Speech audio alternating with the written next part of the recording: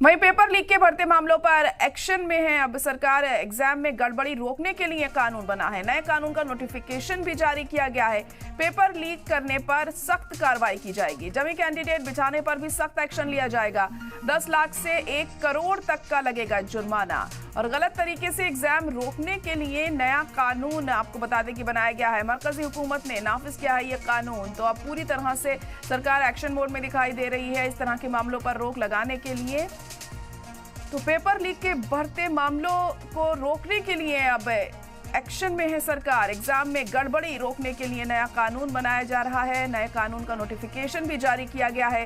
Paper leak करने पर होगी अब सख्त कार्रवाई। डमी कैंडिडेट बिठाने पर भी एक्शन लिया जाएगा। 10 लाख से 1 करोड़ तक का जुर्माना लगाया जाएगा। जो भी इसमें लिप्त पाया जाएगा उस पर गलत तरीके से एग्जाम रोकने के लिए ये नया कानून बनाया गया है। मरकजी हुकूमत ने नाफिज किया है ये नया कानून। तो लगातार जिस तरह से कॉम्पिटिटिव एग्जाम्स में गड़बड़ियां हो रही हैं उसको देखते हुए ये बड़ा फैसला यहां पर लिया गया है। नोटिफिकेशन भी जारी किया गया है इस नए कानून का।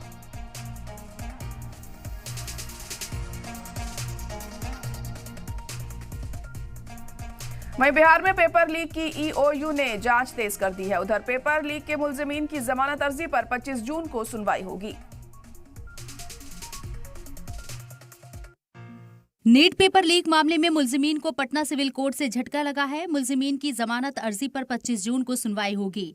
दरअसल 14 मुलजिमीन में 13 की रेगुलर बेल पर आज सुनवाई होनी थी, जबकि संजीव मुखिया ने एंटीपरेटरी बेल अर्जी दाखिल कर रखी थी। वो अभी इस केस में नाम आने के बाद से फरार है। उधर सुनवाई के बाद कोर्ट ने अगली तारीख 25 जून तय की है, यानी सभी मुलजिमीन की जमानत पर कोर्ट ने कोई फैसला नहीं सुनाया। साथ ही अगली सुनवाई में कोर्ट ने गेस्ट हाउस की डायरी मांगी है। आज की सुनवाई में पटना पुलिस बिना डायरी के आई थी। उधर बिहार में ईओयू ने पेपर लीक की जांच तेज कर दी है। ईओयू 7 कैंडिडेट को फिर से नोटिस जारी करेगी।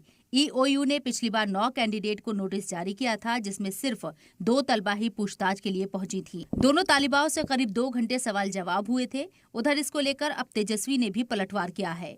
ब्यूरो रिपोर्ट, सलाम टीवी।